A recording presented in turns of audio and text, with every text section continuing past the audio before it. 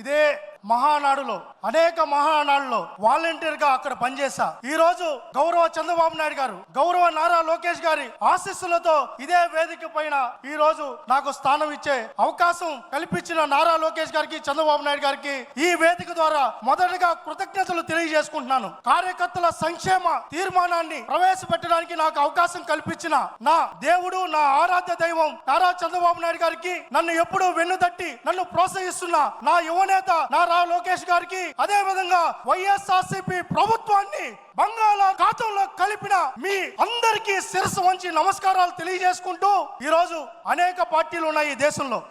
కొన్ని పార్టీల నాయకులు నడుపుతున్నారు, కొన్ని పార్టీలు వ్యవస్థలు నడుపుతున్నాయి. కార్యకర్తలు నడుపుతున్న ఏకైక పార్టీ మన తెలుగుదేశం పార్టీ. ఈ తెలుగుదేశం పార్టీ నారా చంద్రబాబు గారి నాయకత్వంలో ఈ రోజు కార్యకర్తలకు పెద్దపీట వేస్తూ అధికారంలో ఉన్న, ప్రతిపక్షంలో ఉన్న ఎప్పుడూ కార్యకర్తల సంక్షేమం కోసమే, కార్యకర్తల బాగోగుల కోసమే, కార్యకర్తల యోగక్షేమాల గురించి ఆలోచిస్తున్న నాయకత్వం మన నాయకత్వం. కార్యకర్తకు కష్టం వచ్చినా, కన్నీళ్ళు వచ్చినా, బాధ వచ్చినా, ఇబ్బంది వచ్చినా, ఏమొచ్చినా నేనున్నానంటూ ఒక తండ్రిగా, ఒక అన్నగా, ఒక తమ్ముడిగా, ఒక బిడ్డగా మన అధినేత, మన యువనేత మనకు అండగా ఎప్పుడూ ఉన్నారు.